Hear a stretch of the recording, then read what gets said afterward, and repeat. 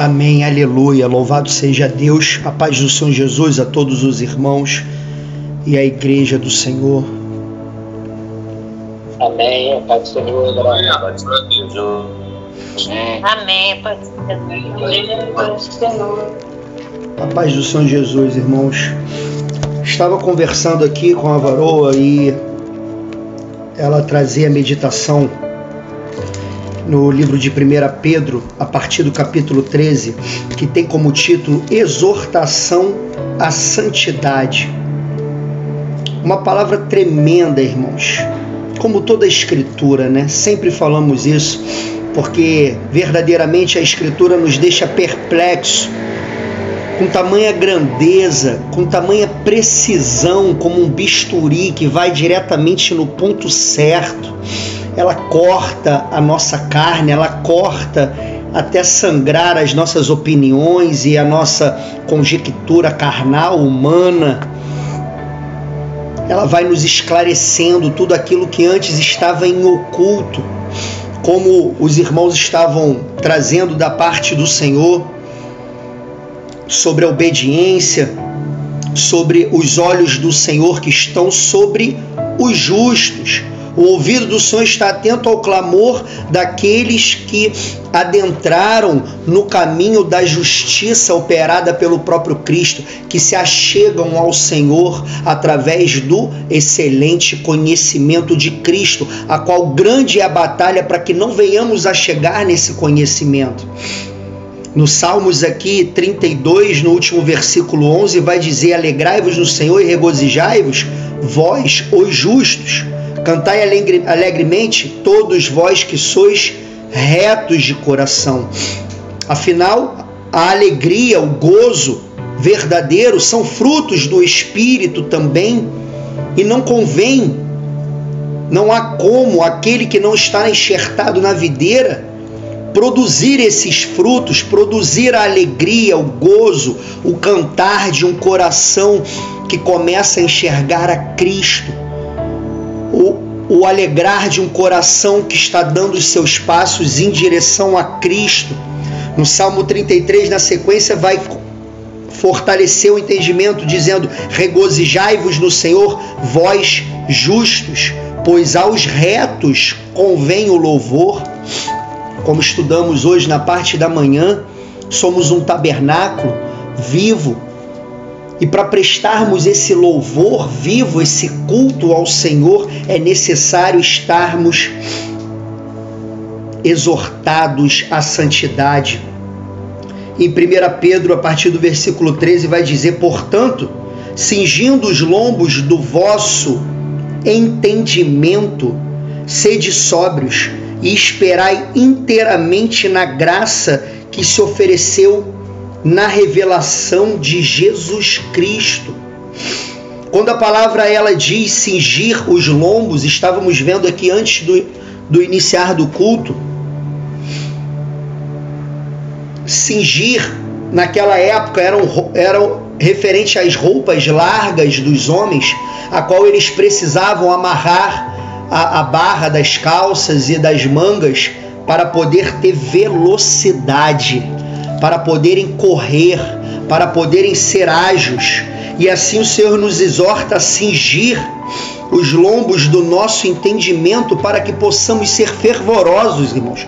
Corrermos em direção ao conhecimento de Cristo, que nos traz e nos proporciona essa sobriedade necessária para andarmos despertos nessa terra. Efésios 5,14 vai dizer: desperta tu que dormes, e Cristo te esclarecerá. Percorremos hoje na parte da manhã, no estudo sobre o vinho desse mundo, que entorpece o entendimento, traz sonolência, traz a dormência, traz a embriaguez da nossa compreensão. Como vai dizer nos profetas, o povo não discerne nem a mão esquerda da direita, porque estão entenebrecidos, buscando ainda as coisas do mundo, sendo amigo das coisas do mundo. Verdadeiramente todos acreditam estar com Deus, ninguém conscientemente quer ser inimigo de Deus. Mas a palavra nos revela que a amizade do mundo nos torna inimigos de Deus. Portanto, é necessário, como no versículo 14, aqui em sequência vai dizer, como filhos obedientes. Devemos esperar, depositar toda a nossa confiança, irmãos, todo o nosso sentimento, toda a nossa alma, toda a nossa força, toda a nossa expectativa, não no homem e nas ferramentas seculares, mas em Cristo, inteiramente na graça, nesse favor imerecido que nos foi revelado e nos foi concedido na revelação de Cristo, do Verbo que se fez carne, do Filho unigênito de Deus, a qual estamos adentrando esse estudo do Evangelho maravilhoso de Jesus, segundo o discípulo João, a qual Jesus revela plenamente a sua essência como Filho unigênito, Messias, o Cordeiro, fornecido pelo próprio Deus para a expiação do meu e do teu pecado, para que possamos adentrar a sombra do Onipotente, adentrar a esta graça, sendo santificado como filhos obedientes, não vos conformando, não tomando a forma, o molde das concupiscências, dos desejos ardentes desse mundo, das preguiças ardentes, das vaidades ardentes, das luxúrias ardentes, das ignorâncias que ardem e teimam em permanecer no campo da nossa mente, do nosso entendimento, das concupiscências que antes haviam em vossa ignorância. Mas o Senhor, pela sua infinita misericórdia, como a luz do sol do meio-dia, tem nos esclarecido. E, portanto, a nossa responsabilidade tem aumentado a cada culto, a cada oração, a cada palavra, a cada manejo. Não é momento de brincarmos, irmãos, mas é momento de clamarmos a Deus que nos capacite a entregarmos um culto verdadeiramente como oferta agradável ao Senhor e não vivermos de qualquer maneira. A palavra nos exorta a termos crescimento na presença do Senhor. Sabemos que Apocalipse, Jesus vai dizer a uma das igrejas: não és quente nem frio, és morno, portanto vomitar-te-ei da minha boca. Sabemos que Mateus capítulo 25, o Senhor narra uma parábola a qual possui 10 virgens, e ele narra essa parábola para nos dizer que metade daquelas virgens, por não reterem o azeite da santidade, da presença do Espírito Santo, não puderam entrar e a porta foi cerrada. Versículo 15 de 1 Pedro vai dizer: mas como é santo aquele que vos chamou, sede vós também santos em toda a vossa maneira de viver. Não é uma coluna da nossa vida a espiritualidade como o homem carnal entende na sua compreensão, que trabalha esse entendimento para que ele não precise largar e abandonar o caminho do mundo. Ele não é uma coluna paralela à coluna do pessoal, do profissional, do intelectual, do financeiro, do emocional. Não, é a base de todas as coisas. Como foi lido em Levítico pelo servo do Senhor, capítulo 25, somos peregrinos e forasteiros nessa terra. Mais à frente, no capítulo 2, no versículo 11 do mesmo 1 Pedro, vai dizer: amados, peço-vos, como a peregrinos e forasteiros, que vos abstenhais das concupiscências carnais que combatem contra a nossa alma. Há um combate, irmãos, para que não venhamos a adentrar este caminho santo, este caminho estreito. Em Jeremias, capítulo 35, louvado seja Deus, Isaías,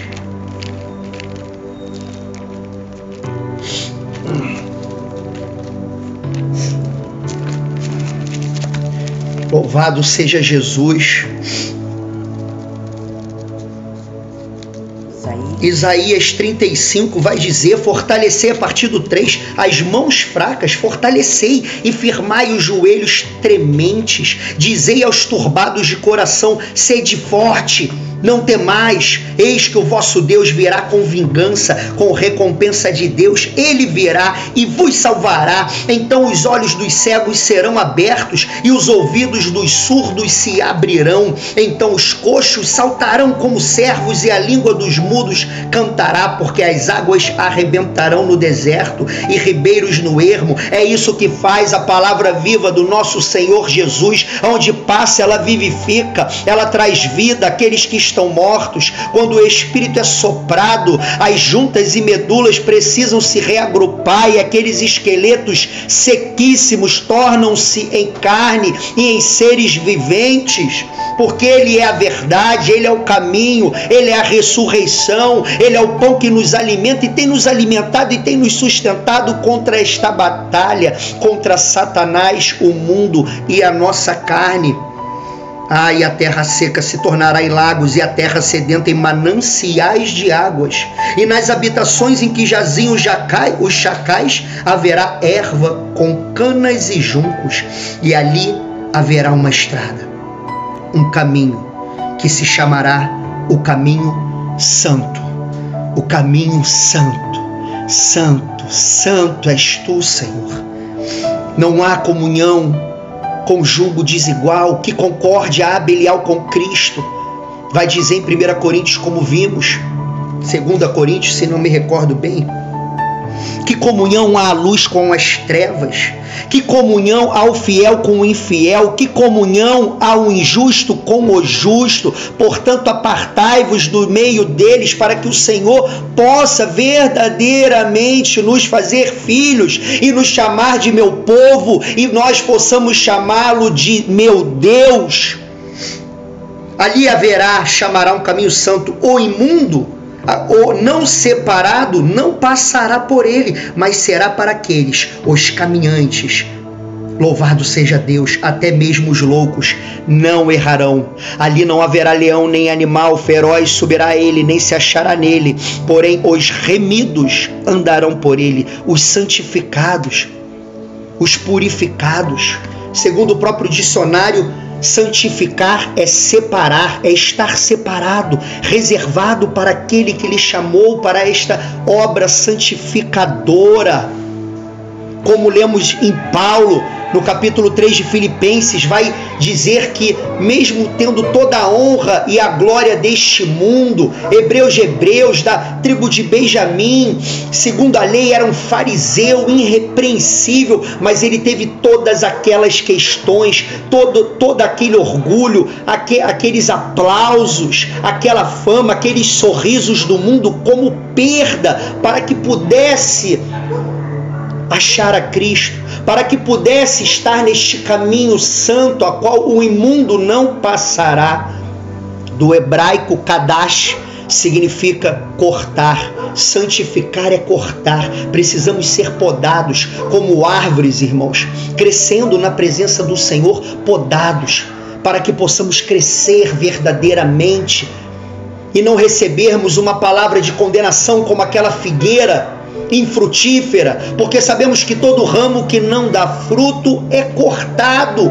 Não podemos ser negligentes a estas palavras que estão de Gênesis a Apocalipse, inclusive após o capítulo 25 de Levítico, nos exortando novamente a sermos peregrino e forasteiro. O varão trouxe inclusive no culto passado o capítulo 26, que exorta os obedientes e depois os desobedientes.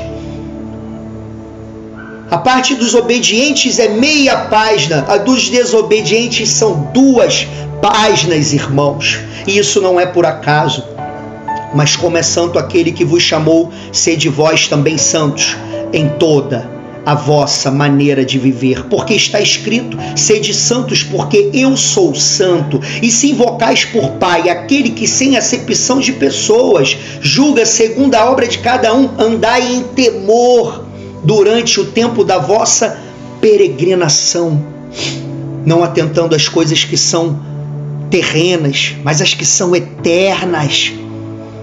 sabendo que não foi com coisas corruptíveis como prata ou ouro que fostes resgatado da vossa vã maneira de viver, que por tradição, irmãos, recebemos quantas coisas por tradição dos pais e vamos vivendo uma vida no engano, tropeçando em diversos embaraços e opiniões e achismos, mesmo que dentro das igrejas feitas por mãos de homens, aonde não habita o Espírito de Deus, mas com o precioso sangue de Cristo, como de um cordeiro imaculado, incontaminado, o qual na verdade em outro tempo foi conhecido, ainda antes da fundação do mundo, mas manifestado nestes últimos tempos, por amor de vós. E que amor, irmãos, que amor tão grande, que se entregou a si mesmo voluntariamente, veio nesta obra tremenda, indizível, incomensurável, para que eu e você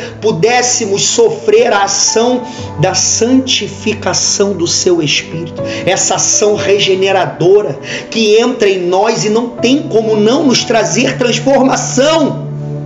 Sinto lhe dizer, se o irmão não está vendo transformação diária em sua vida, é mais provável que esteja morto.